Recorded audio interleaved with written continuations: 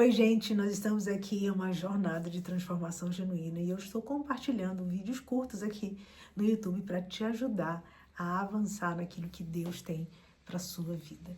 No primeiro dia, nós compartilhamos sobre o tripé da transformação. Quem lembra aí? Vamos ver se lembra. Consciência, disciplina e perseverança. Ontem nós falamos sobre consciência. Tudo começa com uma mudança do nosso nível de consciência. Lembra que eu falei que Jesus disse, quando Jesus chegava em determinada cidade, ele chegava e dizia assim, arrependei-vos porque é chegado o reino dos céus a vocês. Essa palavra arrependei-vos significa metanoia, que significa mudança de pensar. Então, quando Jesus está falando de arrependimento, ele não está falando de culpa, nem de remorso, ele está falando da mudança da minha forma de pensar. Ok? De uma renovação de consciência, que é isso que o Evangelho propõe. Quando o apóstolo Paulo diz em Romanos 12:2, ele diz, para que vocês experimentem a boa, perfeita e agradável vontade de Deus, vocês precisam se conformar, mudar a mente para pensar de acordo com como Deus pensa e não se amoldar a esse mundo. Então, se você quer experimentar a vontade de Deus na sua vida, você tem que experimentar a renovação da sua consciência. Mas isso nós conversamos ontem. E o que nós vamos conversar hoje? O segundo pilar. Você já lembra, né? Disciplina. E hoje eu vou falar um pouco sobre disciplina nesse vídeo com um texto que eu amo do apóstolo Paulo, que está lá em 1 Coríntios, capítulo 9, verso 26 e 27, e eu vou compartilhar com vocês agora. Diz assim a palavra de Deus. Sendo assim, não corro como quem corre sem alvo, e não luto como quem esmurra o ar, mas esmurro meu corpo e faço dele meu escravo, para que depois de ter pregado aos outros, eu mesmo não venha a ser reprovado. Nesse texto aqui, a primeira coisa que eu quero meditar com você sobre disciplina é, você precisa ter um alvo, né? Quando nós mudamos a nossa consciência, quando nós entendemos aquilo que a gente não entendia, quando a gente muda a nossa forma de pensar, quando a gente se arrepende, não significa só que a gente não quer deixar de fazer algo, significa que nós temos um novo alvo de vida. Quando Deus entregou o seu Filho unigênito para que todo aquele que nele crê não pereça, ele fez isso para que a gente pudesse viver aquilo que o apóstolo Paulo fala em Efésios 2, verso 10, que é exatamente realizar todas as obras que foram preparadas para nós antes da fundação do mundo. As boas obras que Deus planejou para que eu, Lorena, executasse já estão prontas desde antes de eu nascer, desde antes de eu ter vindo para cá. Então, quando Deus entregou o seu filho, foi para que eu pudesse cumprir o alvo. Pecado, em outras palavras também, significa errar o alvo.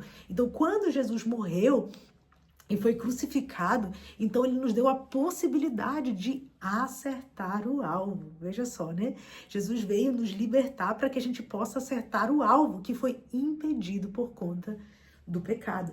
E aqui Paulo diz o seguinte, eu não corro sem alvo. Isso significa o quê? Que agora eu sei para o que Deus me chamou, agora eu sei quem eu sou, eu conheço a minha identidade, eu conheço Efésios 2:10 e agora eu sei que Jesus morreu para que eu possa viver a boa, perfeita e agradável vontade de Deus. Então, esse alvo que o apóstolo Paulo se referia aqui no texto de 1 Coríntios 9, 26, era o alvo de viver a vontade de Deus na terra. E aí o apóstolo Paulo diz o seguinte, eu corro com esse objetivo em mente. Eu tenho uma frase que eu adoro, que é a frase do Bill Johnson, que ele diz assim, a visão clara dá propósito à dor. Eu amo essa frase, porque sem visão, gente, o povo parece. Tem uma mosca aqui, tem um passarinho, gente, vocês moram no sítio, né? Vocês estão vendo aqui que ela tá querendo participar do meu vídeo. Mas voltando aqui, gente, então você precisa ter clareza de onde você quer chegar. É por isso que você tem que meditar na Escritura. É por isso que você tem que entender aquilo que Deus tem para sua vida. É por isso que você tem que conhecer a sua identidade. Você tem que conhecer o seu propósito. Porque senão você não vai correr. Senão não vai ter propósito. Você submeter o seu corpo como escravo, como Paulo vai dizer logo mais. Então, quando você tem um alvo, então você tem um porquê. Quando você tem um alvo, você tem um propósito. Quando você tem um alvo, o sacrifício começa a fazer sentido na sua vida. Então, tudo começa com o alvo. Mas depois do alvo, eu quero dizer para você que ainda assim tem um caminho para você trilhar, que é a da disciplina. E olha o que Paulo vai dizer aqui. Eu não luto como quem esmurra o ar, ou seja, eu não estou perdido. Eu estou certo do que Deus me chamou para viver. Eu estou certo do que o futuro me reserva. Eu tenho clareza. Eu não estou distraído. Eu não estou desfocado. A minha energia, ela tem direção. Se tem uma coisa que eu e você precisamos entender, é que a energia direcionada é que tem poder. Eu não sei se vocês já fizeram um experimento, eu fiz quando eu era criança, né, um experimento de física, que você pega um papel, você pega uma lupa e você coloca o raio solar. E aquela lupa, ela trabalha a convergência. E essa convergência faz com que os raios solares concentrados em um único lugar toque fogo no papel. É disso que Paulo está falando. A disciplina, ela não pode, você não pode ver uma vida dispersando a sua energia.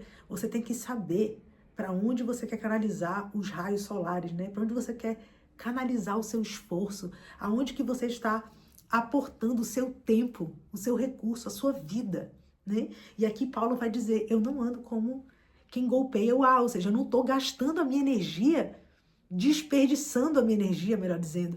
Eu não estou jogando fora a vida que Deus me deu para viver. Então a disciplina, ela é precedida por uma clareza de futuro. Veja o que ele diz, agora eu esmurro meu corpo, porque eu tenho um alvo, porque eu tenho um objetivo, porque eu não estou esmurrando o ar, mas eu sei o que eu estou golpeando, eu sei o que eu estou fazendo com os meus dias. Então, como eu sei disso, eu encontrei um motivo para esmurrar o meu corpo. Você imagina a cena de esmurrar o corpo, gente? Esmurrar o corpo aqui, óbvio que o apóstolo Paulo não estava falando aqui de se machucar, mas ele está falando de como se o corpo estivesse numa guerra com ele, né? E ele falou, quando nós estamos em guerra, eu e o meu corpo, eu venço. E a Bíblia vai dizer aqui, e eu reduzo ele à escravidão, eu faço do meu corpo o meu escravo. Veja, mais uma vez, Paulo demonstra aqui quem que governa quem, né? A minha visão de futuro precisa governar o meu corpo no presente. Isso é disciplina. E aí você vê que ele diz aqui, por que eu faço isso? Né? Porque depois de ter pregado aos outros, eu mesmo não venho a ser reprovado. Ou seja, Paulo tinha consciência de que ele era uma referência naquilo que ele estava realizando. Quando você tem uma visão clara de futuro, imediatamente você se torna uma pessoa que sabe para onde está indo. E pessoas que sabem para onde estão indo, elas atraem cooperação. Elas atraem olhares. Você sabia que quando você tem um propósito, você sabia que quando você tem um lugar para chegar, você sabia que quando você tem um alvo, imediatamente as pessoas começam, nossa, isso me influencia, isso me inspira. Você começa a ser inspiração para outras pessoas. É isso que Paulo estava dizendo. Ele disse, olha, eu vou reduzir o meu corpo à escravidão, porque não é só sobre mim, não é sobre apenas eu experimentar a vontade de Deus, mas é porque eu também quero inspirar pessoas. A grandeza do ser humano, né? A nobreza, melhor dizendo, do ser humano está em entender que a vida dele não é vivida somente para ele. E isso dá muito sentido para a disciplina. Veja que Paulo se importa com quem ele prega. Paulo se importa com as pessoas que estão observando a vida dele. E ele diz, olha, eu não quero ser reprovado diante dessas pessoas. Eu quero ser um testemunho daquilo que Deus está fazendo. Eu quero honrar aquilo que as pessoas estão observando na minha vida porque eu represento Cristo. Então veja só, Paulo não quer ser reprovado. Eu te pergunto, qual a importância hoje que você dá às pessoas que estão observando a sua caminhada? Qual a importância que você dá? Não estou falando de reputação aqui, eu estou falando de ser inspiração, de viver uma vida para além de você mesmo. Isso vai te dar força para ser disciplinado. Isso vai te dar força necessária para vencer a luta contra o seu corpo, contra o condicionamento do seu corpo, que é de fazer você ficar no mesmo lugar, que é de fazer você procrastinar, que é fazer você preferir a preguiça, preferir a inércia do que buscar aquilo que Deus te mostrou. Ok? Então não adianta só você se arrepender, você precisa agir de acordo com aquilo que você está construindo. Não adianta só Deus te dar uma consciência a respeito de um caminho melhor. Você precisa decidir e ter a noção de que o seu corpo não vai deixar com que isso aconteça facilmente. Ele vai entrar numa guerra com você, em que você vai precisar dizer quem é que manda. Você vai precisar governar sobre esses instintos de inércia e todos aqueles que você sabe, né? De medo, de preguiça, enfim. Então eu tô aqui nesse vídeo para te encorajar, em primeiro lugar, a renovar a sua consciência e ter um alvo em mente. Em segundo lugar, lutar por aquilo que você viu, construir o seu futuro, tá bom? Espero que esse vídeo tenha feito sentido para você. Se ele fez sentido, compartilha com outras pessoas, abençoa outras pessoas, deixa aqui nos comentários se você tá junto comigo nessa jornada de transformação genuína. E eu te espero amanhã para o nosso próximo vídeo, tá bom? Deus abençoe, tchau, tchau!